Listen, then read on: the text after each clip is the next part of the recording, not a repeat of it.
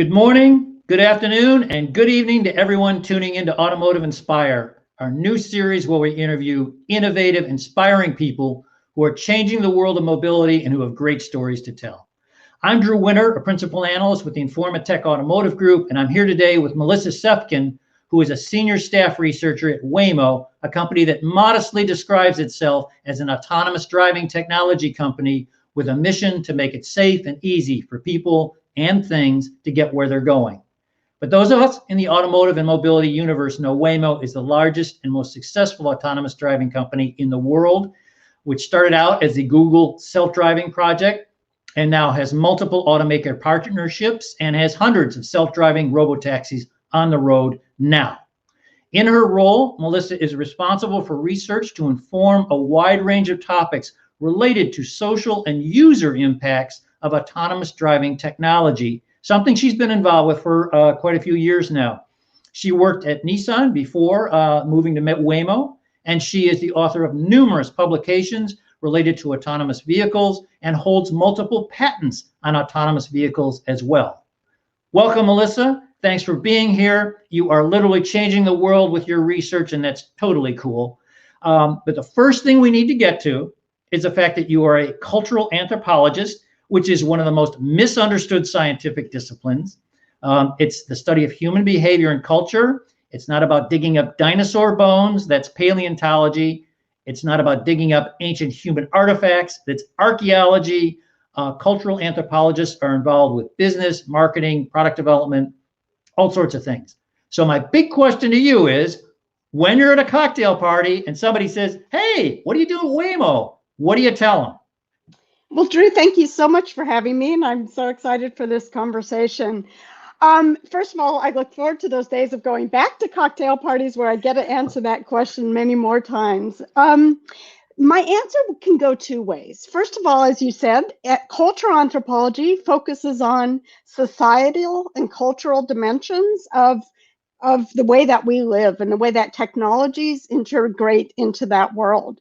So what do I do at an autonomous vehicle company that is looking to build the world's safest driver and most experienced driver? Is understand the cultures of the road, to understand streetscapes, and to think, bring in that lens of understanding that what is technically on the road, like lines and markings and distances of curbs and all that, is filtered for people through a social and cultural lens of meaning making, so that they encounter the roads and the vehicles on the road and strangers and others in particular ways. And what we see is that the roads are really places of social interaction. So the first thing I do is I go out in the world and I study how people interact and what's going on there.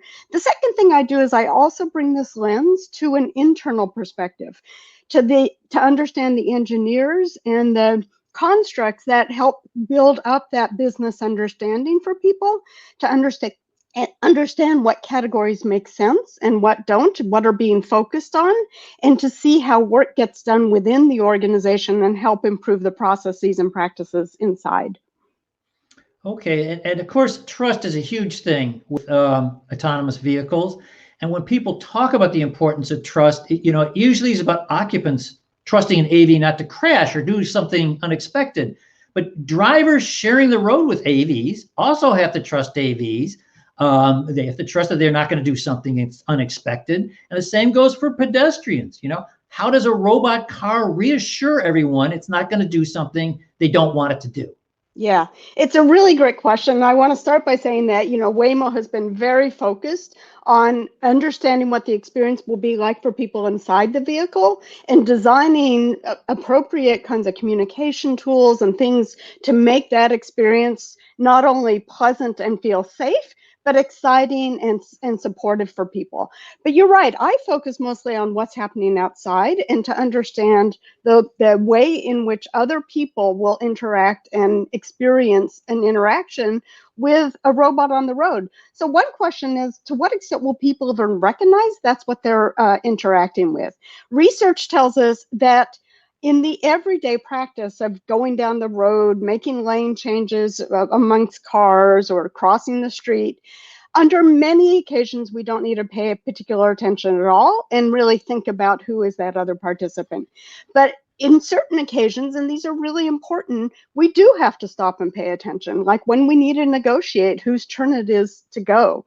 So building in an understanding of what the autonomous vehicles and autonomous driving systems can do is really going to be important to share that. So let me say a couple of things very specifically. One is the predictability. You focus, like, people are going to be worried about how will I know that I can count on it to do the predictable thing.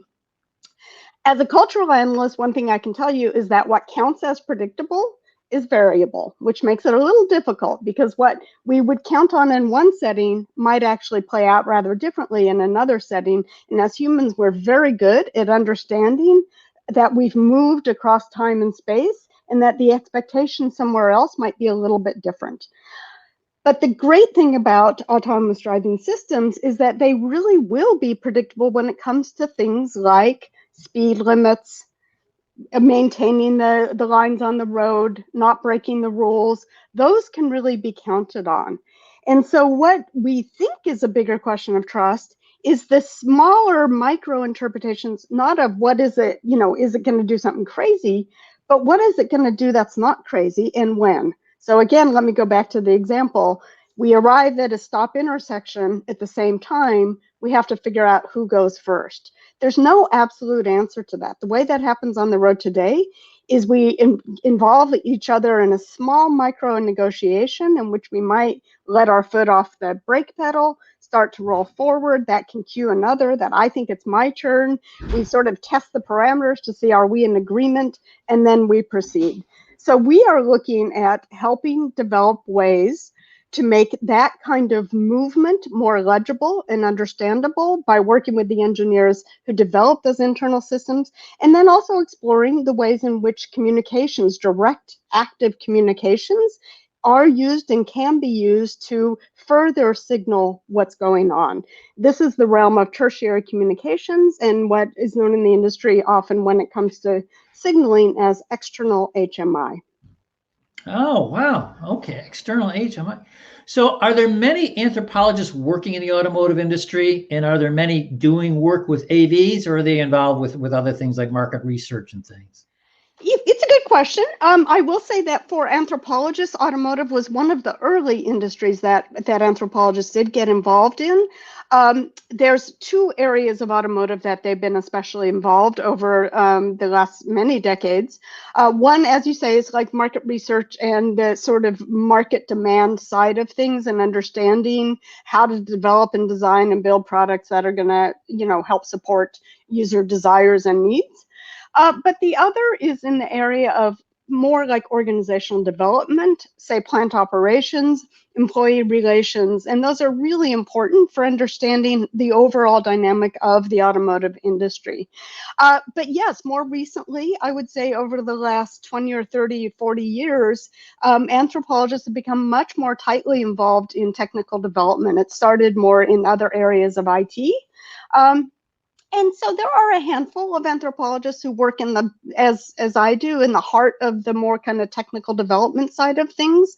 And there's also some, like vendor organizations that have anthropologists on board and use kind of anthropological techniques, again, to understand requirements for product development. Okay. So what drew you into the automotive mobility industry, and what's kept you working in the industry? Yeah, it's a really good question. It surprised me that I landed here, to be honest. I'll admit I don't have any grand love of the vehicle. I'm happy, but as a vehicle per se, but I've always been focused and especially appreciative of what mobility does for us. And an automobile is a particularly unique and special, to me, growing up, a really special kind of way of moving through time and space. So I grew up, of course, before the cell phone and smartphones, where we depended as teenagers on a car to connect us to our friends. I was one of those people who was in the DMV the minute it opened on my 16th birthday to get my license because the social world it was going to open up, and also the kind of status that came with being somebody in the know who could do this kind of participation by being able to drive and work. So what I love about the automotive industry is being involved in something that's so mundane and pervasive across the world in our everyday lives and affecting how that is evolving into the future of what kinds of ways of getting about and enabling our social lives automobiles and other forms of mobility can actually play. Okay, well, this reinforces when I tell people that there's all kinds of jobs in the auto industry that you would never, you would never think of, that there's, all kinds of people and backgrounds working in the industry. So can you tell us a little bit about the kind of things you're working on now? I mean, you've talked about a little bit, but yeah, sure. Yeah. So as I said, one of the key things that I'll do, and we see a picture here of a streetscape in probably San Francisco or some dense urban city, right? We do see one of the Jaguar I-Pace Waymo in the background, and a bunch of pedestrians walking across a crosswalk. So the kind of thing that I might do is go out and understand that world from the point of view of, as an anthropologist, from the point of view of the natives, of the people who occupy and reside and move through those spaces, not just in the vehicle, which again is where a lot of people have assumed the focus should be for the riders, and that's super important, but it's not, it's only one side of the coin. But what about all those pedestrians on the crosswalk in front? Paying attention to things like, where are they looking? Why, how many are or aren't within the bounds of a crosswalk? Does that crosswalk marking really have meaning, in what way? So we might look for the ways, the patterns of behavior when people are individually or in groups, when they're arriving at particular kind of infrastructures like marked crosswalks or unmarked crosswalks, and to understand to what extent those kinds of categories have meaning and affect the practices that people bring to it. And again, as a cultural analyst, you differentiated cultural anthropology of, thank you for differentiating from paleontology, from archaeology, sister disciplines, but nonetheless a bit different. It's also not psychology, and it's not directly cognitive science. So we believe that the answer to many of these questions doesn't just reside in somebody's head, but it resides in their embodied experience of having grown up or become acclimated in certain cultural contexts, to learn and know what's right and what's wrong, what makes you belong or participate effectively in a setting versus being maybe a rebel and sort of knowing you might be breaking the rules, and to the extent to which people are sort of following the patterns of sort of cultural practice in different kinds of places, and how that might affect what our driving behavior should be.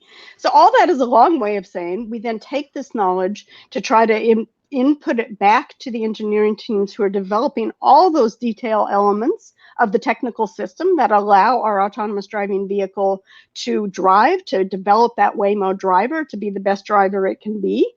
And then explore from a vehicle standpoint, again, are there some possibilities of things that we would want to augment or add to the vehicle itself, or to vehicle signage, to help support communication practices? Being on the road, being in society is we operate through multiple channels of communication. We use nonverbal communication at the same time that we're speaking. There's a lot of different ways in which we pick up cues and understanding. And so we try to bring that understanding to inform both the engineering, for example, as well as possible vehicle design elements. Wow, that explains a lot. So what are your proudest achievements so far in your career? Yeah, I mean, that's such a hard question. First of all, I feel, still like a youngster and still growing and trying to figure things out myself. One of them I can say, though, is to bring this experience that I've just described to the world and to tell these kinds of stories, to help people understand that we live in profoundly social and culturally imbued worlds. We cannot separate. We're like fish in water. We can't take ourselves out of those settings. So to tell stories of like communication on the road and to tease out the interaction of what that might mean to autonomous driving vehicles, and to get, when you see the ball drop, when I talk to students, or when I talk to others in the industry, and you see them recognize something they hadn't thought of, I love those moments. But I will say one of the things I'm most proud of, and I see that you have a picture of a volume that I edited many years ago in the early days of anthropologists really entering into it on force into these high-tech business settings to help inform the core of product development, is to help extend anthropological perspectives into these business and technical worlds, and in the meantime provide a guide to other anthropologists and students who are maybe considering that they would consider work and a life outside of academia. So I think it's fairly well known among anthropologists that historically anthropology, when you go for advanced degrees, is preparing anthropologists to become anthropologists in the academy, in academia. So to be able to help pave the way and be a role model for where and how there is really engaged, interesting, substantive work to be done in these other settings, to be able to have a seat at the table. It's not always comfortable. It's not always easy to be in some of these settings, but to show that it can be done and that we can bring these perspectives. So when I produced this volume, hearing the comments occasionally from grad students who said, oh my God, that was my Bible along the way, just to know there's anthropologists doing this kind of work, that's something I'm super proud of. I helped in the early days give rise to what is now a burgeoning organization that I no longer have a technical role in, the Ethnographic Praxis in Industry, or epicpeople.org, that hosts an annual conference and tutorials, that has a rich arena of resources available to not just anthropologists, but designers, sociologists, people in other fields who want to bring this sort of cultural perspective and ethnographic work to bear. So I'm also super proud of having played a role early on with others. Everything's always, done not single-handedly, but with others, in helping, again, bring life to this domain and arena of work. Okay, that's great. So women historically have been underrepresented in automotive, tech, scientific research. You've worked in all these areas. What have been the biggest challenges you have faced pursuing your career and goals in this area? Yeah, well, as you say, I sometimes refer to it as the triple whammy of a woman. Automotive, on the one hand, historically women less represented, especially in the core technical fields, the more prominent fields. In high tech in Silicon Valley, we all know the stories there. And also, I will say that one of the things that intersects for me with that element is the fact of being not an engineer, not a quantitatively trained and practicing researcher, where I bring more qualitative and interpretive perspectives to bear. So it is challenging to look around and recognize often that you're one of maybe two or three amongst hundreds of other people, either in terms of gender or in terms of their training and expertise, that are trying to impart a different kind of perspective. I will say I've been remarkably privileged and lucky with the roles I've had, the support I've had, many of the organizations I've been in, such as Waymo, where there's quite a forward-looking and deep appreciation and understanding of how to interact with these. So I think that the challenges for me have been at that more mundane level. I doubt there's a woman listening who wouldn't recognize that experience of when we get together with other women, especially in tech field, that we can all tell the story of the first time that we were with a group of women in a company or in a high-tech setting, and the elevator stops and a man's about to get in, and he's shocked because suddenly he's faced with a whole room full of women. Well, this is what we experience all day long, every day, going into conference rooms and that kind of experience, where it's just, the numbers are very different. That experience of being at the table, raising a question, trying to promote a different point of view, it goes past, and the next person says something very similar. They happen to be a man. Their question is now given credence. So it's those everyday kinds of situations that I think are wearing, and at times can be a little bit unfortunate, feel a little bit depressing. You have to build yourself back up. But like I said, at the large structural side of things, I feel like I've been, very well treated and have had mostly very good experiences. Okay. Well, I think we've only got a few minutes left. Quickly, what advice would you give to a young person, especially a young woman, about pursuing a career in research related to the tech industry or automotive? I mean, I first of all, I would encourage it. I think that, I think automotive, there's, again, the excitement of being involved in such an important and pervasive technology object in our lives around the world is in itself a reason to suggest that that's an important area for people to do some work, and to encourage that it deserves ongoing attention. It also, quite frankly, the industry can use a lot of improvement and change, and to bring the perspective that a younger person would have, that a woman might have, from varied life experiences into that, and not feeling shy about thinking that there's value and respect, or wanting to respect that experience and bring it into the settings. I think I would very much encourage. And then just, of course, knowing that there will be challenges, not taking it personally, and really sort of sticking with the efforts to do so. It's always easier to say these things and then to look at our own every day, to look back at the times that, we sort of fall short. But I think that there's tremendous opportunity. The different fields that are coming together in different kinds of ways just gives more possibility. I think, when I was much younger, the disciplines and the practices that were in hand, so many of those have gone away. It's constantly evolving and changing, and I think they can be a part of that. Okay. So we're down to our last couple of minutes. Please finish the sentence. I love working in the automotive mobility industry because... I mean, I think I've already said it. I'm going to say the same thing.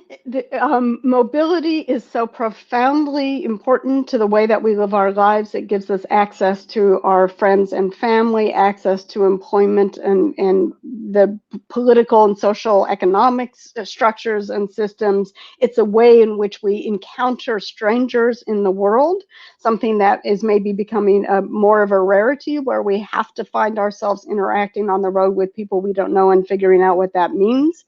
And so automotive and mobility is so central and core to how we live. To be a part of that, to have a seat at the table, it's thrilling. And I think it's that irony of sometimes the most mundane is the most exciting. Okay, that's a terrific answer. Thanks, Melissa. It looks like we're out of time. Thanks so much for being here today. It went really fast. I also want to thank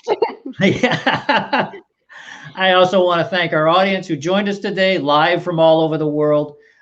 This interview will restream at 2 p.m. Eastern time on LinkedIn, where you can watch it on demand.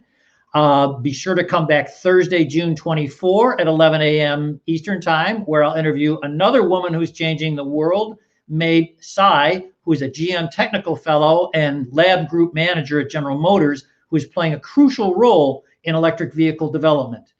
Also, check out our Connected Vehicle Conference coming up June 8th through 10. So I'm Drew Winter with Informa Tech Automotive Group. Thank you again, Melissa. Thank you, everybody. I'll see you all then. Thank you.